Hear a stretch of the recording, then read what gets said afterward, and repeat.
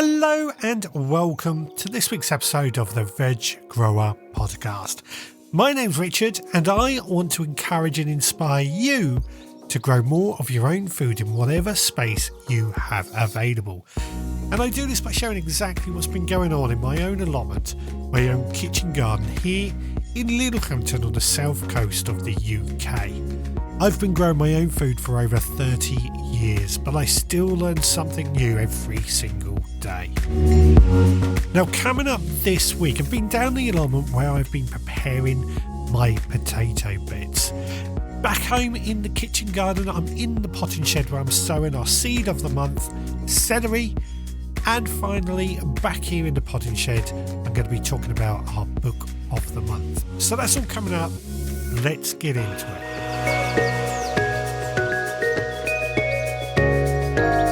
Well, I'm here on the allotment and I'm about to fill you in with what's been going on over the weekend, which of course has been battling out throughout this wet weather we've had, this rain that really has saturated the ground and made it very, very, very damp in many places. The ground is very, very soggy. But we managed to overcome that. We worked around the weather as always and we managed to get out here and do a few things. One of the things I've really been annoyed about lately, however, on the allotment, is since this road that has been put in the last couple of years has got busier and busier, it's made it really quite noisy. And it's really, in some ways, made the allotment less of a pleasure to visit. I'm actually down here late in the evening when it's a bit quieter, just because I'm finding it so annoying to be down here during the day when the road is busy. And I'm sure you pick up on that on the microphone because the sound is just so annoying. Cars going past that never used to be there. There used to be a field next to my allotment where horses roamed. It was nice and quiet. Then this road has gone in, made it a real annoyance. But I don't want to be negative. I do want to be positive. So what have I been doing this weekend on the allotment? Well, my focus has been on the potato bed. I mentioned my potato beds last week, if I remember correctly. Now, it is time to start getting the potato beds prepped, ready for planting out my potatoes. So what I've done is I've came along, I've got my strimmer and I've just cut down all the green manures down to soil level. As you know, I grow green manures in my potato beds over winter, so I've cut them all down to ground level. I've left all the trimmings, all the tops, all the foliage just on top of the ground, and then I've covered it over with a couple of inches of compost from the compost bin. Now this is going to add nutrition and humus to the soil over the next few weeks in order to start getting the potato bed ready for potatoes. I tend to plant my potatoes around March the 20th, which is only about 6 weeks away. So we're getting ready for that. But another side of things that I've had to do is, of course, get some seed potatoes. Now, in the past, I would go into my garden centres and buy seed potatoes from our local garden centre. But I've done things a little bit different this time. The reason being, I'm not on the road as much. So therefore, I'm not seeing what potatoes I can buy from garden centres.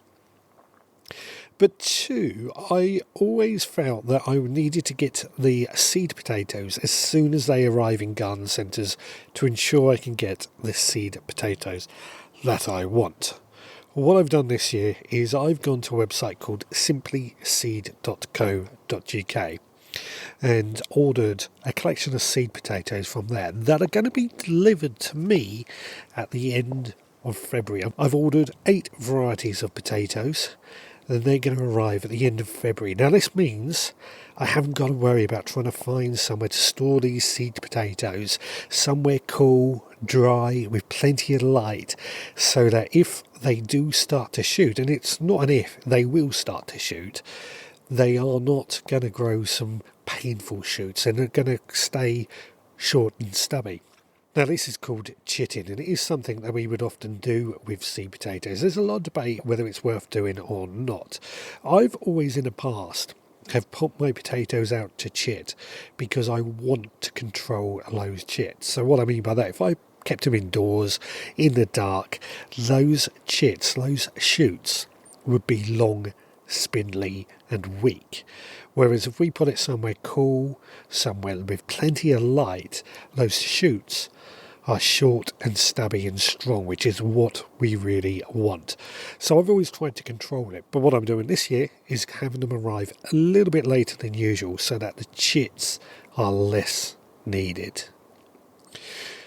Now that's what I've been focusing on this week down on the allotment. It's been a pretty good day. It's good to feel like the allotment is moving forward and the potato beds are ready. It's good to also to sort of say I haven't got to worry so much about all those winter jobs. But it is going to keep getting busier and busier from now on in. So we've got to keep on top of visits to the allotment regularly. Right, I am now going to head on home and back to the kitchen garden.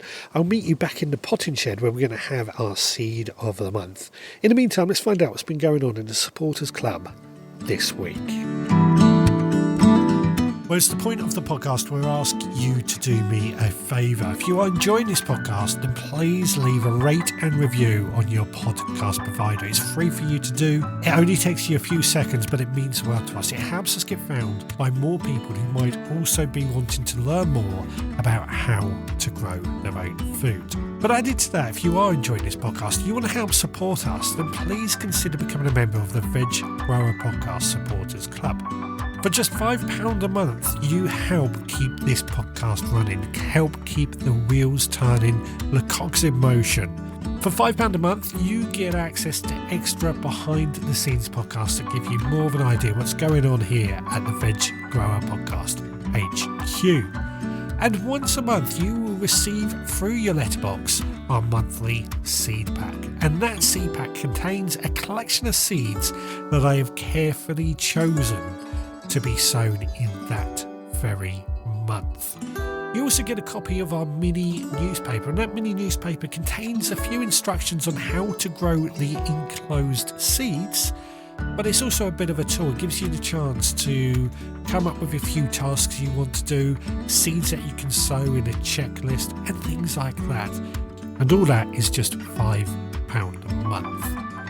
Now, we haven't sown any seeds over this last week. In fact, I took last Thursday off. But I have been out there sending out February seeds. And for February, we're sending out quite a good collection. We have got aubergine, dill, cauliflower, leek, beetroot and Brussels sprouts. So quite a collection of seeds that we are sowing throughout the month as part of the Supporters Club. If that sounds like something you would be interested in, then please head to the veggrowerpodcast.co.uk to find out more and sign up. Right, back to the gardening. Well, I'm back home now and I'm in my potting shed. I really enjoy being in this potting shed. It's really nice just to spend a few hours in here every week, just doing a bit of potting on, sowing seeds and making the most of it. And that brings me nicely into this month's seed of the month, because I've chosen celery.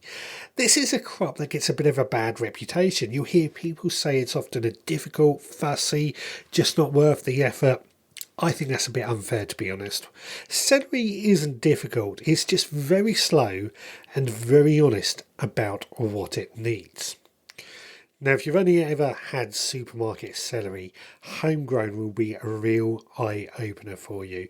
It's stronger in flavour, often sweeter and far more versatile in the kitchen. You don't even need to wait for full heads. You can pick the young stems and leaves that are perfect for soups, stocks and stews.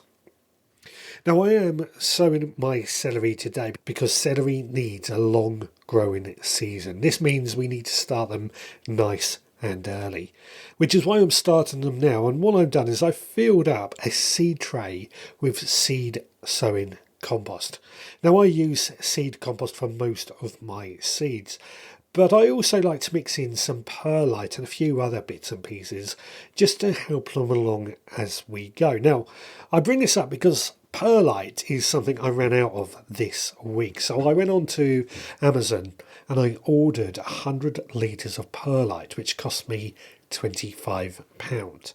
I bring this up because I think it's important to recognise that perlite in a garden centre and even on Amazon, you can buy 10 litres and that will cost you around about £10. So I buy 100 litres, it will last me a good couple of years, but it's such a saving that it makes it worthwhile. I usually do a mix of all my seeds with about 4 parts seed compost and 1 part perlite. And usually it also go into my sort of plug plant starters and things like that. But for celery, I'm just using my standard seed tray. And then all I'm going to do is take those seeds and scatter them on the surface. I'm not going to cover them over because celery seeds actually need light to germinate. Rather than burying them under soil, they just need to be kept moist and on the surface. We will need to keep them warm, so I place them inside my heated propagator, and then we've just got to be patient because they can take a few weeks to show. Now, this is one of those crops, I've got to admit, it doesn't matter whether we check on it every day. It's not going to make it any faster. We've just got to be patient. But as long as the seed is in fresh state, it should be okay. Now, it's important to recognise that you can buy celery seed in different forms. You can buy it as leaf form, which is more of a herb, or your standard celery that we think of when we talk about celery, the sticks. And this is what I want to focus on really, the sticks. Now, once the seedlings have germinated and they're large enough to handle, it is well worth potting them on into individual pots. I'd go into root trainers first, and then as they get bigger and bigger, get them on into bigger and bigger pots. Big thing with celery is consistency. It doesn't like drying out. It doesn't like sudden checks in the growth. It's got to be watered at the same pace at all times. Now, this is an important part when it comes to celery that I do want to mention. Celery, its ancestors originate from coastal areas. It's a coastal plant. So it is very, very important that, one, it gets plenty of moisture. We really do need to ensure it gets plenty of moisture. But other than that, it's easy to look after. It doesn't need flooding. It just needs constant moisture. Now, when it's time to plant out, which usually I find with celery around the end of April, it wants to go somewhere with rich soil and, again, plenty of moisture. I'm really going to reiterate plenty of moisture a lot when it comes to celery because it is such an important part. But while we're preparing to plant out, we want to prepare the beds, lots of compost into the soil, mulch, and that should be fine. And we plant out our celery and just keep it regularly watered. A bit of feed from time to time, just a standard grow more, and that should be fine. Now we can start harvesting celery around the end of the summer, late summer, just by cutting the whole plants and enjoying those stalks. Or, as I mentioned earlier, you can just pick a few stems at a time. It's one of those crops that rewards steady care rather than rushing to try and get it to the finish line. It's one that you really do need to take time to enjoy. Now, if you've never tried celery before, this could be your year to give it a try, and I really do encourage you to give it a go. Take your time with it, look after it well, and you might be surprised just how well it takes. So there you go. That's this month's seed of the month, celery. Go give it a go. Let me know how you get on with it. Now, there's not been much else going on here in the kitchen garden this week. It's been raining constantly, so we're just waiting for a bit of drier weather and for the soil to be less saturated before we get to do anything outside. But indoors, we have been sowing lots and lots of seeds. Obviously, celery, celeriac, broad beans, peas, lots of seeds that have been sown indoors, either inside this potting shed or we're keeping them inside our heated propagators at the same time. I've actually increased the amount of heated propagators that I have, not by buying brand new heated propagators. I've bought a couple of heat mats I'm just placing underneath some sort of gravel trays. This is just providing some of those plants with that bottom heat that they require, and I'm really starting to see the benefits of it. It is starting to warm up, we have to say. It is starting to warm up, so it won't be long before we can really start sowing things outside, under cover, of course, cloches and things like that. But it's certainly moving along in the right way. Right, I'm going to head on into the podding shed now, where I'm going to fill you in with our book of the month. But in the meantime, let's find out what's been going on in the kitchen this week. Chopping all the veggies, sizzle in the air. Chef's got with the magic, smells are everywhere.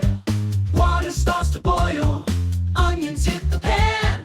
Recipe of the week, let the feast begin. Cooking with Chef Scott, flavors come alive. Tune in every week for a tasty bite. Well, in the kitchen this week, we have made a really tasty crispy potato and leek hash with garlic and herbs. Now, usually I try and do the seed of the month to tie in with the recipe, but this week just didn't feel right. We've got plenty of potatoes in our stores. We're harvesting plenty of leeks. We've got garlic and herbs coming out of our ears. So it just felt that this was a good, humble, no-fuss meal that we cooked for a very quick dinner during the week. Now, this is ideal because leeks, potato, herbs, garlic is something that we all have at the moment. It's cheap, it's filling, it's adaptable, and it's easy to scale up and down. But I found that this worked to serve myself and my wife. We took 600 grams of potatoes, any variety, just scrubbed, 2 large leeks, 2 cloves of garlic that have finely been chopped, 2 tablespoons of oil, olive oil is what I used, and a tablespoon of thyme or rosemary, depending on what you have. And of course, salt and black pepper, a bit of butter, a bit of grated cheese, and that is all we need. So first of all, we diced the potatoes into small chunks and just boiled those in salted water for about 10 minutes until they were just tender. Then drained them well and just allowed them to steam dry. In the meantime, we sliced the leeks lengthways, rinsed thoroughly to move any dirt and grit, and then we cut those into half moon. In a frying pan over a medium heat, we heated the oil, added a bit of butter as well, because I just like cooking with butter at the moment. We added the potatoes and we just left them for a few minutes until they started to crisp, and then we just turned occasionally until they were golden. Then we added the leeks and cooked for 7 minutes until they were nice and soft and caramelised, and then we stirred in the garlic and herbs and cooked for another minute. After that, we seasoned with salt and pepper, another knob of butter, and served, and it was absolutely delicious. We sprinkled a bit of cheese over it just to add a bit of flavour as well. Not that it needed extra flavour, but cheese goes on everything. This was absolutely delicious, and great thing about it is that we harvested our leeks straight from the garden for that really sweet, fresh flavour. Absolutely delicious. Go give it a go and let me know how you get on. Well, I'm here in the potting shed and I'm going to talk about the book of our month. Before I get into that, I just want to talk about blanching our celery. This was something I didn't mention out in the shed. And for a very good reason, is because I very rarely bother blanching our celery when it's growing. Often you will hear gardeners talk about blanching their celery by earthing it up in the same way we do potatoes when the celery gets to about 30 centimetres tall. Or they might wrap card around the stalks in order to block out light, and this encourages a milder but crispier stalk. Now for me, I don't bother. I like to use the self-blanching varieties because that just makes life easy. But if you are looking at using a non-self-blanching variety, then earth it up with a bit of compost once they get to 30 centimetres tall, or cardboard wrapped around it, whatever you decide. But for me, it's just another step that doesn't make it simple. And you know I'm all about keeping it simple in the garden. Now, throughout January, I have been reading Composting by Bob Flowerdew. Now, composting is something that I talk a lot about. I am pretty much there with composting in saying that it's one of the key things that we must do. We need to make as much compost as we can because it is so good for the garden. It adds nutrients to the garden. It adds food for the life in our soil. It is so important that we need a lot of compost. And I read through this book kind of with the view that I already knew a lot about composting, but this did fill me with a lot of inspiration to really go out and do more composting. I don't know how we can do more composting. I've got huge compost bins down on the allotment. I've got compost bins here at home, including, of course, our favourite compost bin at the moment, the hot bin. Now, as I read through this book, I've got to say it was really well written, I felt. I could hear Bob's voice as I'm reading it through, which is always something I like about books. Some books you read and you don't feel you've got the person's voice in your head. But reading this book was really easy to read. There was no complicated language. There was a bit of sciencey stuff, especially in the beginning, but it was done in a way that was very, very simple. Now, reading through this book, it starts off with things like what happens in a compost heap, all the different ways that we could be composting, whether it's through worms, through heat, all the different styles and things like that. Composting fast or slow and the different ways that this happens, how we can make it work, and what the advantages and disadvantages are. So there was a lot of good stuff in this book, I've got to say, a lot of good stuff that really did fill me with a lot of confidence. It's not a particularly big book, not at all, but one of the key things that I felt that reading this book is it wasn't telling us the way to compost. It was giving us all the information and letting us decide what we want to do, which for me is quite an important part. I've always believed that gardening, including composting, is a very personal thing. So what works for me may not work for you. And I think that's very important to get all the information out there and let people decide what works for them, or experiment and find out what works for them. And that was very much what I discovered reading this book, or felt reading this book. There's even sections on getting more materials. Bigger is always better. Small bins process slowly, big ones quickly. Thus, it makes sense to get a bigger bin, then you need to scavenge for more materials to fill it. Neighbours may be happy to give you sacks of grass clippings, weeds, and autumn leaves, but their prunings may be more than you want to handle. Be careful and find out if herbicides have been applied to their grass, as this may arrest decomposting and damaging plants later. You may even offer to process their household wastes, though the occasional thoughtless discard may cause embarrassment. That was just a small section, just a small paragraph of this book on that section, but it gives you a few ideas of what we could be doing to get more compost material and so on. Overall, really enjoyed this book. If you are wanting a book on learning more about composting, go give this a try. I really do reckon you would learn something from it. Now, throughout February, I am reading a book by Charles Dowding called No Dig, which I've got from the library as well. Looking forward to reading this one as always. We really are cranking up the books at the moment, and I'm quite enjoying reading a book before going to bed these days. Well, that brings us up to the end of this week's podcast. I'd like to thank you so much for joining me. I hope you have enjoyed it. If you have enjoyed this podcast, then please leave a rate and review on your podcast provider. Now, we have had a review come in over on Spotify from Free Cake, and they say, I did the bird count at the weekend too. I keep my veg garden messy in the winter to encourage them. Many gardeners are too tidy to have enough cover/shelter, so they feel safe from predators near the bird feeders. That's so true. It is so true. We do need to be less tidy throughout the winter for our wildlife's sake. That's the only review I've got, but if you would be good enough to leave a rate and review, we would really, really love it. If you've enjoyed this podcast and you want to help keep this podcast running, then please consider becoming a member of the Veg Grower Podcast Supporters Club. Details on that on our website at theveggrowerpodcast.co.uk, which is of course our website. While you're on our website, then please do leave a comment or leave us a voicemail. It's always good to hear the voicemails. And finally, don't forget you can find me on social media and you can contact me through social media. Alternatively, you can email me, richard@theveggrowerpodcast.co.uk. Well, thanks so much for listening. We will be back again next time. So until then, please take care.